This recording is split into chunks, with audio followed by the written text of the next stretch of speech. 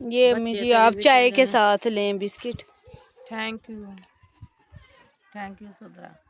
صبح ناشتے کے بعد ہمارا پروگرام بنا گاؤں کی پنیوں کا، کیونکہ نانی امی کی زندگی کے بعد پنیاں ہم نے بنائی نہیں تھی۔ وہاں پہ مونگ پھلی کٹائی، ناریل کٹایا، ایک آنٹی کو گاؤں میں بلایا تاکہ وہ ہمیں بہت اچھی سی پنیاں بنا کے دیں۔ اس نے پہلے تو آٹے کو چھانا، صاف ستھرا کیا، پھر اس نے ایک تکڑی اور وٹا منگوایا اور اس سے کی اس کا آٹے کا سائز۔ اور جب میں نے اس کو دیکھا تکڑی اور وٹے کو، اتفاق سے وہ میری نانی امی کا تھا، یعنی کہ وہ بہت دنا عورت تھی، تو وہ اکثر یہ گاؤں میں نا کوئی بھی پنیاں یا پھر کوئی بھی چیز بنواتے تھے تو ان سے بنواتے تھے۔ خیر انہوں نے پھر پرانی یادیں بہت تازہ ہوئیں۔ آنٹی ایک تھیں، بوڑھی سی آنٹی تھی، تو انہوں نے پھر صحیح ناپ تول کے ساتھ آٹے اور گڑ کا جو تھا نا سائز کیا اس طریقے سے۔ مجھے تو اتنی ہنسی آ رہی تھی، میں نے کہا تھوڑا سا کم اور زیادہ ہو جائے تو آنٹی کیا فرق پڑتا ہے، لیکن وہ جو تھیں انہوں نے اپنے حساب سے پورا، نہیں بیٹا مجھے تو ڈر لگ رہا ہے، آپ لوگوں نے پنیاں اتنی شوق سے بنوا رہے ہو، تو پھر میں کہتی ہوں ذرا بھی اس میں نا فرق نہ آئے۔ تو پھر آنٹی نے ایک تھوڑا برابر بھی اس میں فرق نہیں رکھا، تو پھر اس کا سائز کر کے تو اس میں ڈالا، کیونکہ آٹا زیادہ تھا، ہم نے زیادہ مقدار میں اس کو پسوایا تھا۔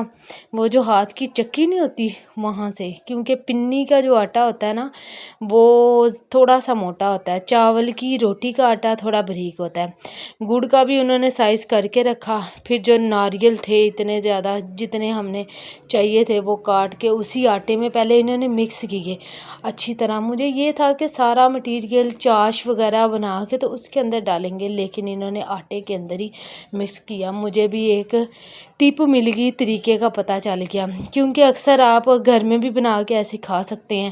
تو اچھی طرح سے آنٹی نے اس میں مکس کیا۔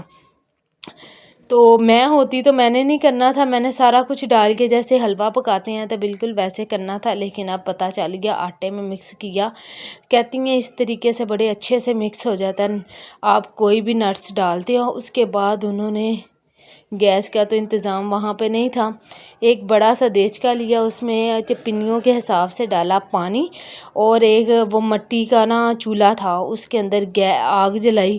پہلے تو میں نے کوشش کی، میں تو اس میں ناکام رہی، لیکن اس کے بعد پھر جو آنٹی نے سائز کیا نا، سائز سے پانی ڈالا، پھر اتنی مشکل سے پھر انہوں نے آگ جلائی، آگ جلا کے تو پھر اس کے بعد انہوں نے نا دیچکی کو رکھا اوپر، یعنی کہ اس کی چاش پہلے بنائیں گے۔ چاش کو بھی اچھا خاصا ٹائم لگا تھا، کیونکہ گیس کی جو آنچ ہوتی ہے وہ تیز ہوتی ہے اس کی ہیٹ۔ پھر میں نے ساتھ ان کو چائے پلائی، میں نے کہا آنٹی یہ لے آپ بور نہ ہوں، آپ چائے پئیں اور ہمیں یہ ذرا بنا کے دیں۔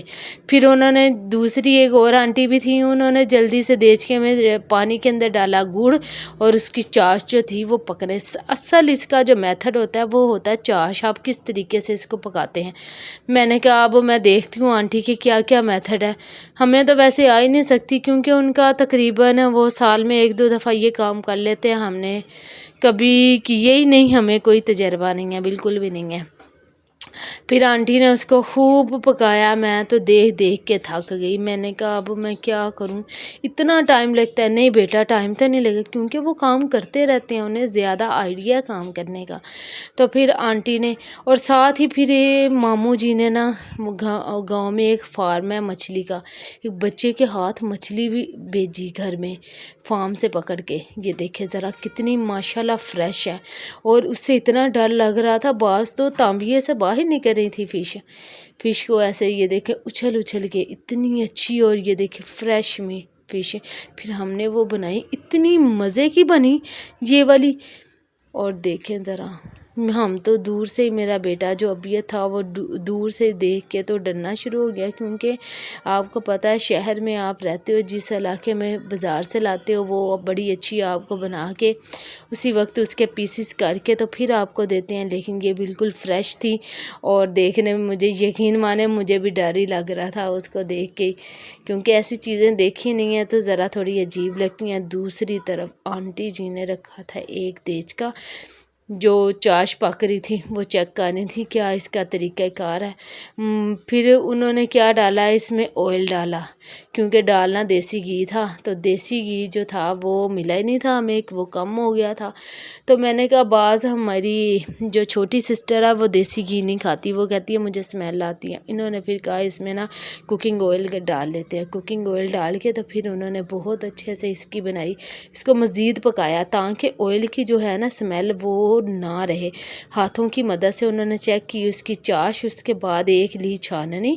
میں نے کہا ایسے ہی ڈال دیں، وہ کہتی نہیں بیٹا یہ گڑ کے اندر ہوتا ہے بہت زیادہ، اس کے چھوٹے چھوٹے وہ تنکے ہوتے ہیں گنے کے، تو وہ رہ جاتے ہیں، تو ایسے نہیں ڈالتے، اگر آپ کھاؤ گے تو منہ میں آپ کے نا وہ آئے گی، کیا اس کو بولتے ہیں، ریت ٹائپ ہوتی ہے وہ۔ پھر فائنلی انہوں نے اس میں ڈال دیا آٹے میں، اس کو خوب اچھے سے کیا جلدی سے مکس۔ وہ اتنا گرم تھا کہ ہیٹ نکل رہی تھی، جیسے آپ حلوہ بناتے ہیں تو وہ ایک دم سے شوں کی آواز آتی ہے تو وہ نکلتی ہے نا، تو میں نے کہا اب یہ آنٹی آپ کیسے کریں گی؟ وہ ہنسنا شروع ہو گئی، کہتی بیٹا کوئی بات نہیں، ہمارا یہ کام ہے، ہم آپ بس دیکھتی جاؤ ہم کرتے کیا ہیں۔ ہم نے گاؤں میں اتنا انجوائے کیا، اتنا، اور پورا میتھڈ ہم نے دیکھا کس طرح یہ پنیاں بنتی ہیں، اتنی مزے کی لگتی تھی۔ وہ یادیں بھی تازہ ہو گئی جب نانی امی ہمیں اتنی زیادہ پنیاں بنا کے دیا کرتے تھے۔ ہم اسکول لے کے جایا کرتے تھے، کالج لے کے جاتے تھے، اپنے سروں کو، ٹیچرز کو، سب کو دیتے تھے۔ بہت اچھا وہ دور تھا، وہی دوبارہ یاد آ گیا۔ پھر انہوں نے بہت محنت کے ساتھ، مشقت کے ساتھ اس کو ہلایا، وہ تو چمچ بھی نہیں لگ رہا تھا، کیونکہ جو تھا نا پنیاں کا جو مٹیریل تھا وہ بہت زیادہ تھا، تو چمچ ان سے نہیں لگ رہا تھا۔ پھر انہوں نے 3-4 آنٹیوں کو بلایا، کیونکہ یہ چاش ہوتی ہے یہ تھوڑی سی سخت ہو جائے تو پھر یہ پنی رول نہیں ہوتی اچھے طریقے سے۔ پھر انہوں نے 2-3 آنٹیوں نے مل کے، گرم گرم تھی، ہاتھ نہیں لگ رہا تھا، لیکن وہ جو تھی نا وہ ان کو ایکسپیرینس تھا بنانے کا، تو انہوں نے پھر اچھی طرح سے اس کو مسل کے پھر فائنلی ہماری پنیاں مزیدار ہو گئی تھی تیار۔ اور یہ لمحے جو ہوتے ہیں انسان کو نہیں بھولتے، وقت گزر جاتا ہے لیکن یاد رہتا ہے یہ مزے کی چیزیں۔ اور یہ پوری جو تھی اچھے طریقے سے انہوں نے پھر بنایا پنیاں، یہ دیکھیں اس طریقے سے انہوں نے رول کی، ایک ہی دوسرے کو کہہ رہی تھی ایک ہی سائز کی کرو، پھر ماشاءاللہ ہماری مزیدار سی پنیاں ہو چکی تھی ریڈی۔ اس کو پھر ہم لے کے تو ہم پھر جو ہے ہم نے ساتھ والے ہمسایوں کو دی، سب کو دی۔ یہ سوغات ہوتی ہے، آپ اس کو بانٹے تو بانٹنے سے خوشیاں ملتی ہیں۔ آپ جو آپ چیز اچھی بناتے ہیں، کوئی بھی چیز بناتے ہیں، اس کے علاوہ پلاؤ شلاؤ ضرور شیئر کیا کریں۔